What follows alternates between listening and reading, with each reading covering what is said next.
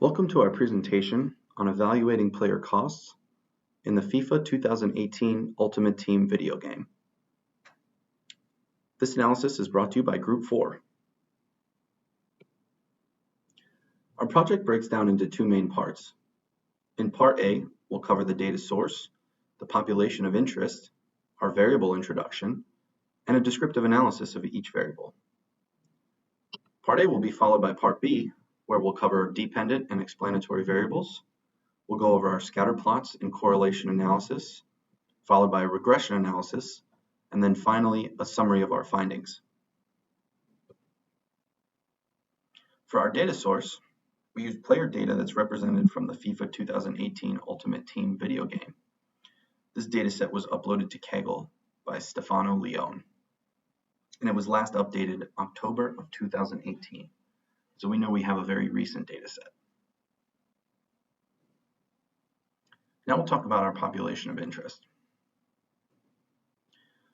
This data set includes entire professional player population, excluding goalkeepers.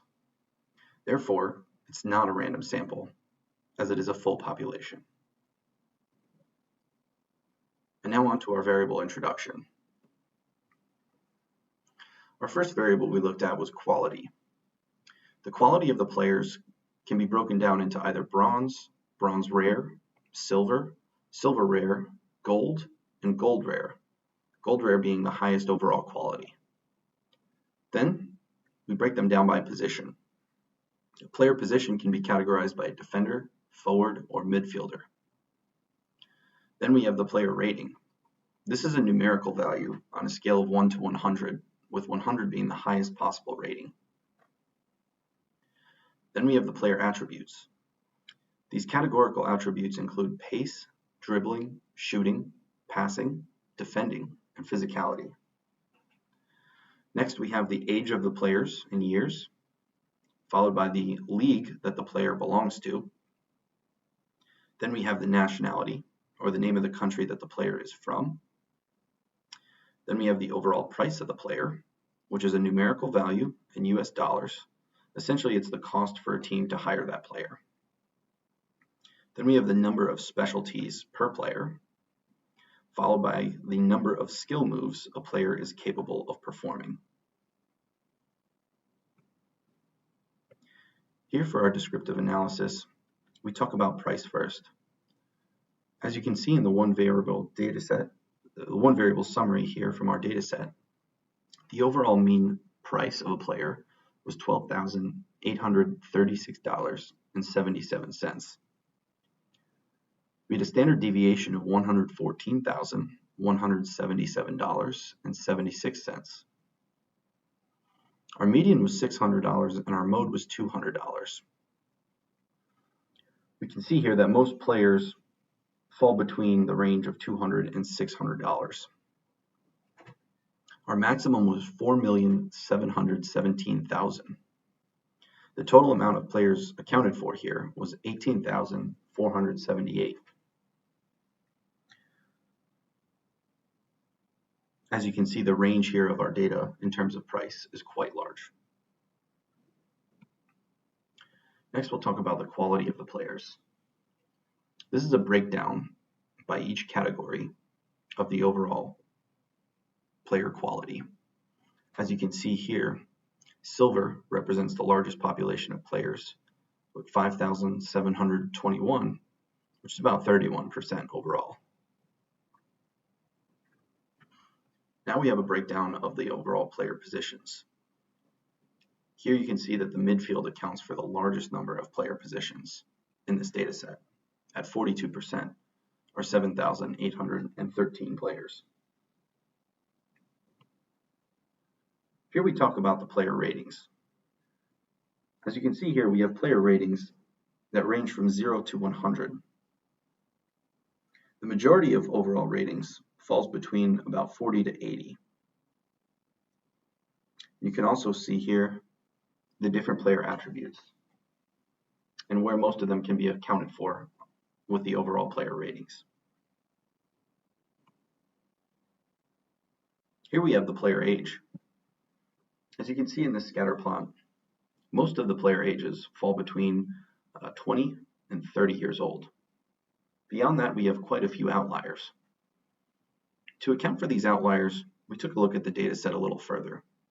We understand that this data set allows you, as in the video game, to essentially play with players who have long since retired from their professional career, but may fall into the category of gold rare players. Some of these players are accounted for in the game by their actual current age, even though they're no longer playing, which is why we have a significant number of values between 40 and 60, and then a few between 70 and 80.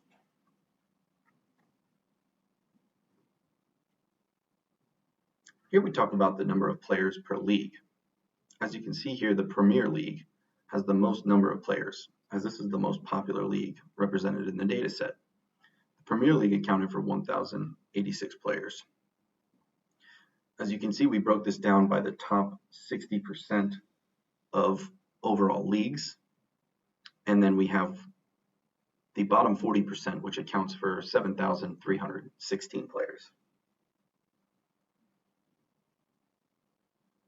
In this descriptive analysis, we used a 3D map to cover nationality of each player. As you can see here, the darker shades of blue are countries that represent a higher concentration of players. Overall here, England leads the pack with 1,865 players, which is followed by Germany, who has 1,226 players, and then Spain at 1,111, and France at 1,053.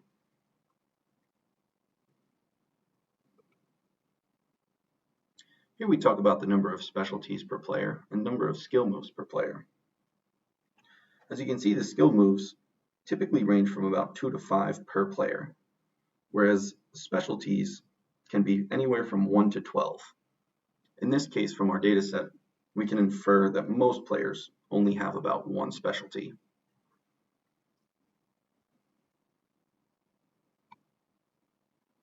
Now we talk about Part B, where we examine factors that affect the overall price of a player.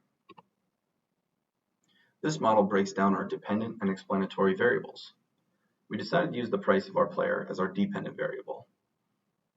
In the explanatory variables we examined, we looked at rating, specialties, quality, position, age, and skill moves. We felt that each one of these variables could have a potentially high correlation to the overall price of the player. In this first scatter plot, we look at the price of a player in relation to their number of skill moves they can perform.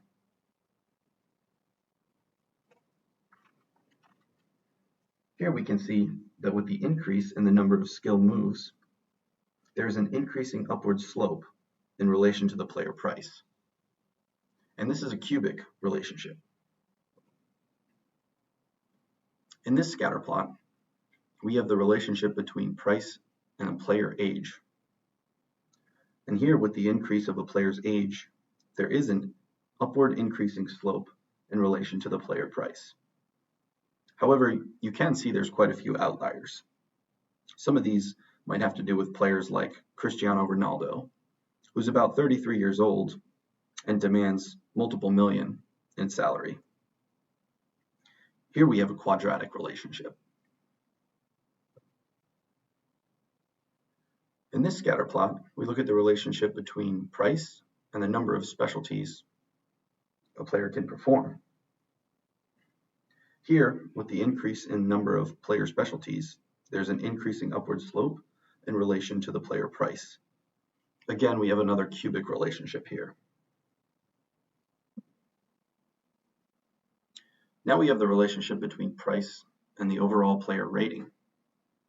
With the increase in overall rating of a player, there is an increase in the slope in relation to player price, another quadratic relationship. This makes sense, as better players usually demand higher salaries. Here we talk about the comparison between player position and price. If you remember earlier in Part A, it was noted that midfielders accounted for the largest population of players on the field, represented in this data set. Here we see that the average price per forward is about $29,188. The average price for a midfielder is about $9,683, and the average price per defender is $5,838. Here we compare the quality of the player and their overall price in dollars. As you can tell here, there's a significant bump in the value of players who belong to the category of gold rare. Additionally, we can see a slight bump in players who belong to the category of silver rare. And now on to our regression analysis. First, for our constant, we decided to look at the price of a player, and holding all factors equal to 0. With our dummy variable, we decided to examine the gold rare player card. Here, each player that belongs to the gold rare category, we set equal to a value of 1, with all other categories set to 0. If the player is gold rare, then the price of the player is expected to have a price of $17,951,471 more than non-gold rare players. Now on to overall rating. For every additional unit increase in the overall rating, it is expected that the price of the player will increase by 4,152 and decrease by 29 times the square of the overall rating minus the square of the overall rating minus 1.